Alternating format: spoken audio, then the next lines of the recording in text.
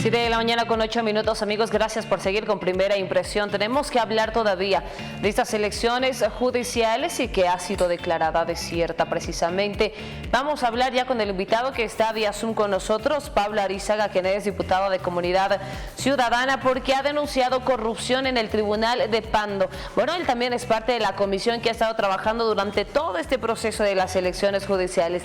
Ahora, ¿qué está pasando, diputado? Otra vez se paraliza todo este trabajo que se ha realizado. Bueno, muy buenos días, Kelly.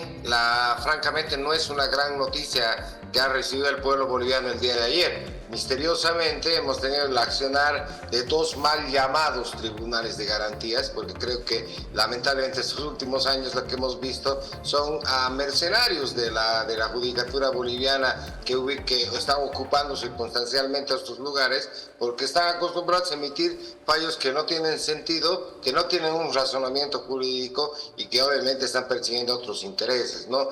No está de más decirlo, que no es primera vez que participan en el proceso de elecciones judiciales estos mal llamados vocales, porque obviamente algunos fueron postulantes aplazados, como es el caso del Beni, y el caso de Pando, Sotelo y Celsa Salazar son dos personajes que ya tuvieron la oportunidad de paralizar este proceso en el mes de mayo, que se repiten otra vez sus nombres de manera maliciosa y que obviamente tienen un plan y tienen una perspectiva y un objetivo político que lo están logrando.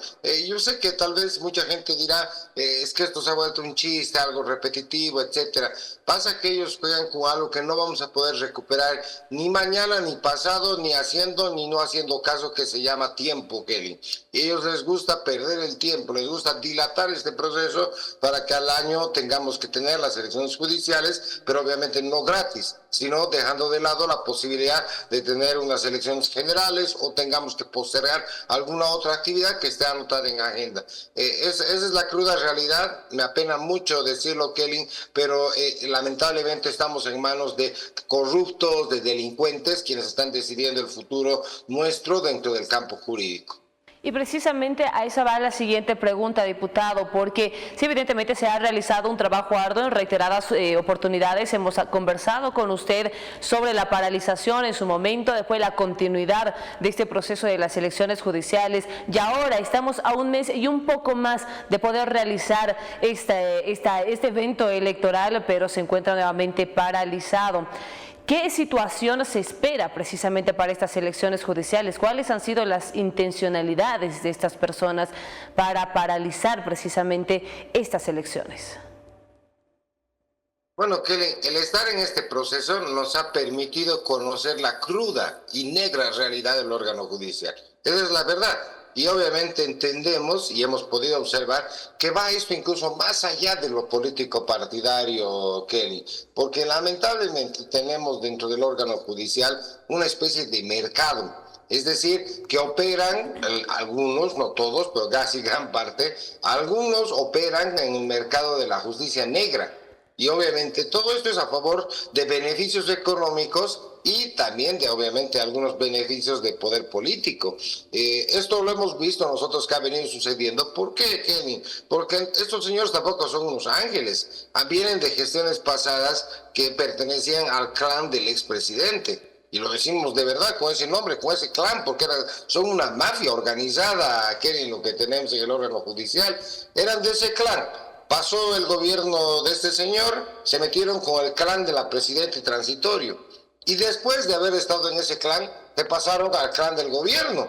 O sea, han estado andando de lugar en lugar, pero no gratis, Kelly. No solo por un favor político, sino que estos han venido trabajando económicamente detrás de la cortina de la justicia negra. Y por eso yo estoy convencidísimo, Kelly, que estos hoy, como están circunstancialmente con el gobierno, mañana van a estar con quien les ofrezca más dinero o más poder político. Porque son delincuentes y están acostumbrados a seguir sacando dinero y seguir sacando beneficios políticos del quien esté de turno. Entonces, pienso que esta corrupción que se ha generado, y obviamente es clarísimo darse cuenta a leguas lo que pasa, Kelly.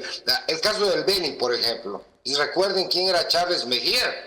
Chávez Mejía, postulante al Tribunal Supremo de Justicia, se lo sacó de las listas porque el señor no llegaba ni a los 30 puntos mínimos para tener los méritos de ser evaluado. Nos pidió con recursos de amparos con sus colegas que son vocales, nos pedía que lo habilitemos, no le dábamos curso. ¿Qué hacía el señor? Él actuaba como vocal de la Sala Constitucional, en otros casos de sus colegas también, para paralizar las elecciones judiciales. ¿Dónde se ha visto eso? Que díganme que no es una actitud delincuencial aquello, actuar como juez y parte dentro de algo que sabía que le iba a perjudicar o beneficiar, y ahora resulta que lo declara desierta las elecciones donde él ha participado y donde no ha podido pasar, Kelly.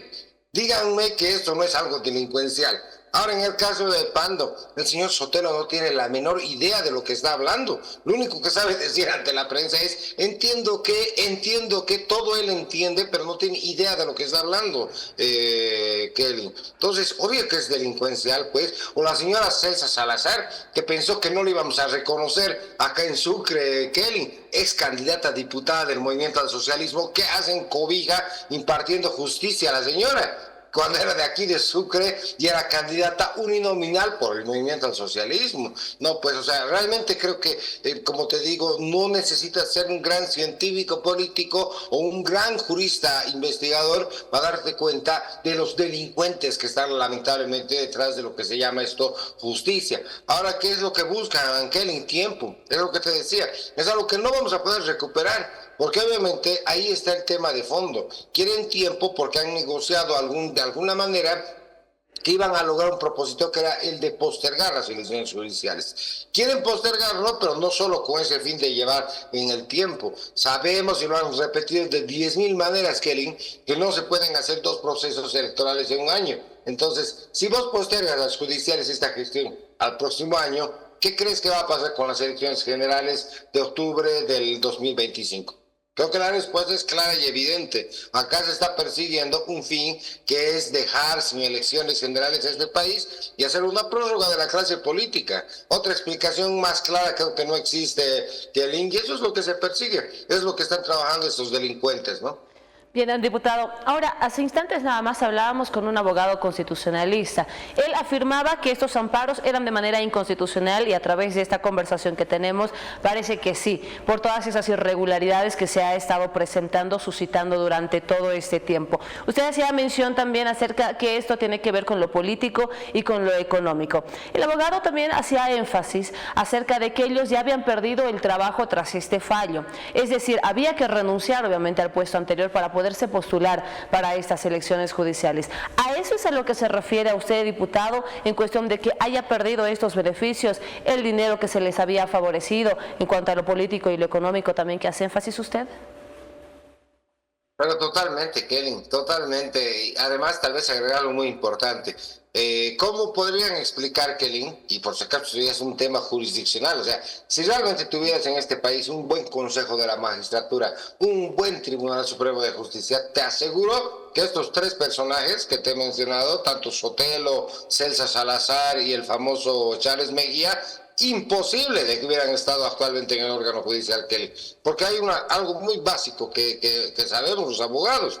¿Cómo explicamos, Kelly, que primero resuelvas una acción de amparo constitucional 2 meses después de lo que han presentado, cuando la acción de amparo constitucional es inmediata, debe ser rápida y debe celebrarse en 48 horas de lo que presentas tu amparo constitucional? ¿Cómo es eso de los 2 meses? Si se presentó a principios de agosto y recién lo está resolviendo en octubre, imagínate, a mediados de octubre. Eso por si acaso tiene que responder el señor Sotelo y la señora Celsa Salazar, por ejemplo, en el caso de PAN. Y por otra parte, primera vez que se ha visto en la historia que se persiga un amparo constitucional o una acción de amparo constitucional por deberes de terceros, porque eso es lo que se ha resuelto, Kelly. La acción de amparo constitucional se supone, todos los abogados saben esto y obviamente hasta la gente conoce aquello, que se persiguen buscar tutelar derechos personales, mis derechos, es decir, yo voy porque siento o presiento que han vulnerado mis derechos, pero no, en este caso te cuento, Kenny, que se presentó, una señora presentó no pidiendo derechos para ella, sino presentando, diciendo que no la habíamos anulado a una postulante que no vive en Cobija. Puedes imaginarte, es decir, estaba yendo a buscar deberes de una tercera persona que no tenía absolutamente razón para llevar adelante la acción de amparo. Aún así, el fallo salió al revés. Acabaron no dándole la tutela a la señora, al accionante, pero sí quitándole a otra y anulando todo el proceso de elecciones judiciales. Como te digo, es clarísimo y evidente que ha habido pues aquí un tema económico, alguien necesita salir beneficiado, alguien está buscando o se olvidó renunciar los 3 meses antes, que habrá que revisar por si acaso de todos los postulantes que no renunciaron en su momento, y que es muy probable que haya alguien que les tenga haciendo el favor para que pueda llegar a los 90 días y que pueda estar presente en la famosa convocatoria. Diputado, acá teníamos que tenerla presente a la doctora María Esther Caero, quien había sido la denunciante y había presentado el amparo constitucional en Pando específicamente. No contestó el teléfono, la defensa de la misma tampoco contestó el teléfono, pese a la confirmación que teníamos para la entrevista del día de hoy. ¿Por qué cree usted, desde su perspectiva, por supuesto, quien ha estado trabajando durante todo este tiempo para estas elecciones judiciales, en la revisión de los documentos, postulantes, exámenes, en fin, que no quiera presentarse para tener en cuenta la posición también que tiene esta doctora? Mira, Keren, anoche estuve con ella recién la conocí porque tuve la suerte de encontrarnos en una entrevista. Yo creo que la señora primero está perdida, y se lo voy a hacer sincero y concreto, que la señora ha sido utilizada por este tribunal corrupto, por si acaso. Ha sido utilizada, esa es la realidad. Ella presentó, ha sido como su herramienta. Ojalá que Dios quiera que no esté ella comprometida con esta corrupción, porque obviamente yo lo veo la corrupción desde el punto de vista del servicio público, pero pienso que ha sido utilizada la señora. Y el otro, el defensor, el abogado Martínez, si mal no recuerdo su nombre, yo creo que por vergüenza no sale a la luz, porque obviamente anoche cuando yo le escuché las barbaridades que hablaba el señor, definitivamente no habían sido solo los juristas quienes desconocían de la ley, sino este señor que nos sale a decir que se ha hecho justicia. Imagínense, palabras textuales del abogado de la señora Caero. Se hizo justicia, dice. Se hizo justicia después de 2 meses que metió amparo a su cliente. Se hizo justicia 2 meses de haber inhabilitado a una postulante, que yo no entiendo en qué parte se hará justicia, o tal vez yo soy el abogado errado, Kelly, pero yo no hablo de hacer justicia quitando a otra persona, entre comillas, sus derechos o deberes, porque a mí no me parece. Me parece algo extraño, pero bueno, ese es el criterio que tiene el señor Martínez, y obviamente a mí me daría vergüenza salir a hablar de acciones de amparo constitucional, de cosas que no corresponden. Un buen abogado sale de frente y explica bien las cosas, pero ese abogado no me parece, y con respeto que se merece, que realmente es uno más de todos los que tenemos dentro del proceso o dentro de lo que significa el cuerpo de abogados de nuestro país. Diputado, por favor, para terminar y agradeciéndole siempre por su gentileza, ¿de qué manera llega a afectar estos amparos y la paralización ahora de las elecciones judiciales? Hay una cosa muy importante, Kelly, y es lo que te decía al principio de esta entrevista. Todo se puede recuperar, todo se puede reparar. Es más, me atrevo a decirte que lo que se van a hacer, entre comillas, los famosos prorrogados, es decir, no ha habido aquí un error en el fallo, que como te digo, en el caso de Sotelo y César Salazar no es la primera vez, ya lo hicieron en mayo y lo reparó, entre comillas, el tribunal en junio, y va a pasar lo mismo, Kelly. De acá a un mes te puedo asegurar que el tribunal dirá no son infundados los fallos y demás, bla, bla, bla, y obviamente no vamos a poder recuperar, y esta es la gran afectación, a lo que se llama tiempo. Esto no te va a permitir, Kelly, tener elecciones judiciales en esta gestión. Y obviamente eso nos va a llevar a un gran problema a la gestión 2025, porque nos van a poner a los ciudadanos en la gran disyuntiva de poder subir una escalera electoral donde tengamos que decir, bueno, o vamos a generales o desechamos las judiciales. O sea, es algo muy complicado lo que va a pasar en el tiempo, porque como te digo, el tiempo ya no tiene vuelta atrás. Y para el año tendremos que saber escoger, o vamos a la una o vamos a la otra. Y si tomamos por si acaso la general Kelly, quédate con los prorrogados hasta el 2027. Y si vamos a las judiciales, esperar las generales hasta el 2026. Creo que es muy obvio lo que nos han metido estos tipos mal llamados, vuelvo a decir, delincuentes vocales de los órganos constitucionales, y es lo que lamentablemente tendremos que saber qué mejor decisión podemos asumir en el futuro, ¿no? Diputado, muchísimas gracias. No, a ustedes, Kelly, pues un abrazo grande.